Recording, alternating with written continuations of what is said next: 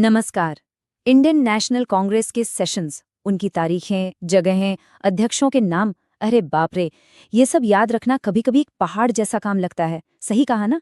पर आज हम यहाँ सिर्फ रटने नहीं वाले, बल्कि कुछ ऐसी शानदार ट्रिक्स सीखने वाले हैं जिनसे ये सब हमेशा के लिए याद हो जाएगा। कॉम्पिटिटिव एग्जाम्स में अक्सर ये कन्फ्यूजन होता है कि भाई सूरत स्प्लिट कब हुआ और लखनऊ पैक्ट क्या था, या फिर ये याद करना कि जनगण मन पहली बार कब और किसकी अध्यक्षता में गाया गया था। बड़ा कन्फ्यूजिंग है। लेकिन फिक्र की कोई बात नहीं है। आज हम इन सभी इंपॉर्टेंट माइलस्टोन्स को कुछ बहुत ही आसान और मज़ेदार ट्रिक से ऐसा पक्का करेंगे कि एग्जाम में कोई भी सवाल छूटेगा ही नहीं। तो चलिए शुरू करते हैं।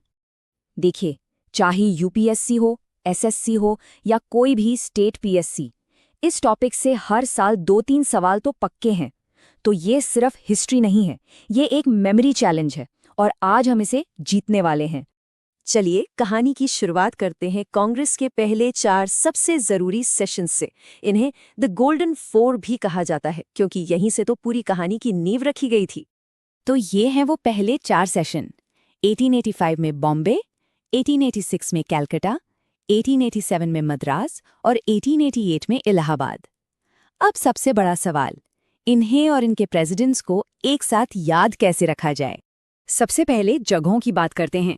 इसके लिए एक बहुत ही सिंपल सी ट्रिक है, बस ये एक्रोनिम याद रखना है, BCMA, यानी बॉम्बे, कलकत्ता, मद्रास और इलाहाबाद। हो गया ना आसान? अच्छा, अब प्रेसिडेंट्स की बारी। उसके लिए ये जादुई लाइन देखिए। वो मैश मतलब WC Banerjee, grand old man मतलब दादा भाई नौरोजी और मुस्लिम जज मतलब बदरुद्दीन तैयब जी से एक अंग्रेज यानी जॉर्ज यूल के साथ मिले। बस एक लाइन और चारों प्रेसिडेंट्स याद। चलिए अब कहानी में आगे बढ़ते हैं और उन सेक्शंस को देखते हैं जिन्होंने सच में भारत की किस्मत को एक नई दिशा दी। ये वो पल थे जब इतिहास ने एक बड़ी करवट ली थी। इस दौर में क्या क्या नहीं हुआ। वंदे मातरम और जनगण मन पहली बार गाए गए, कांग्रेस में फूट पड़ी और फिर मुस्लिम लीग के साथ एकता भी हुई। आइए 2 सबसे कंफ्यूजिंग पेयर्स को जरा ध्यान से समझते हैं। यहाँ कहानी में एक जबरदस्त मोड़ आता है। एक तरफ 1907 में सूरत में कांग्रेस गरम दल और नरम दल में बट गई। प्रेसिडेंट थे रास बिहारी घोष। और ठीक 9 साल बाद 1916 में लखनऊ में कांग्रेस और मुस्लिम लीग एक हो गए, जिसकी अध्यक्षता की AC मजूमदार ने। मतलब पहले विभाजन फिर एकता। ये कहानी याद रखना बहुत जरूरी है।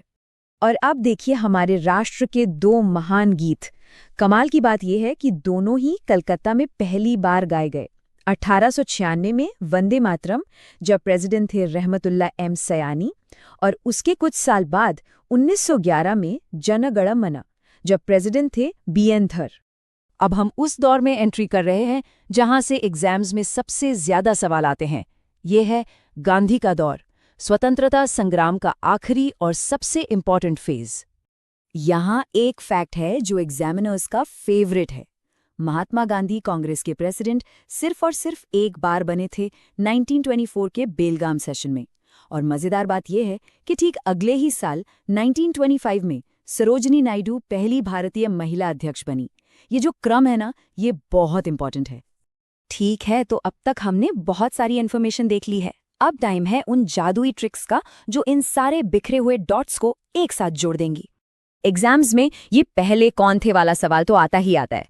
पहले प्रेसिडेंट, पहले अंग्रेज प्रेसिडेंट, पहली महिला प्रेसिडेंट, पहली भारतीय महिला प्रेसिडेंट और गांधी जी का वो इकलौता सेशन, इन 5 को एक साथ कैसे याद रखें? मुश्किल लगता है ना?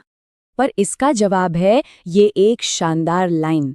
वोमेश पहले अध्यक्ष और जॉर्ज पहले अंग्रेज अध्यक्ष ने एनी पहली महिला अध्यक्ष और सरोजिनी पहली भारतीय महिला अध्यक्ष को गांधी से बेलगांव में मिलने के लिए बुलाया। सोचिए, एक ही वाक्य में 5 सबसे जरूरी सवालों के जवाब। और जहां तक राष्ट्रीय गीतों की बात है तो इससे आसान कुछ हो ही नहीं सकता। बस याद रखिए, V96 यानी वंदे मातरम 1896 में और J11 यानी जन गण मन 1911 में। V96 J11, बस अब इसमें कभी कोई कंफ्यूजन नहीं होगा। तो अब तक हमने जो कुछ भी सीखा है उसे परखने का टाइम आ गया है। चलिए देखते हैं कि ये ट्रिक्स दिमाग में कितनी अच्छी तरह से बैठी हैं। तो सवाल ये है, 1907 के सूरत विभाजन के दौरान इंडियन नेशनल कांग्रेस के अध्यक्ष कौन थे? थोड़ा दिमाग पर जोर डालिए, इसका जिक्र हमने अभी-अभी किया है।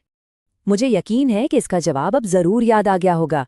उम्मीद है कि इन ट्रिक्स के बाद ये टॉपिक अब हमेशा के लिए आसान हो जाएगा। बस इसी तरह सीखते रहें और आगे बढ़ते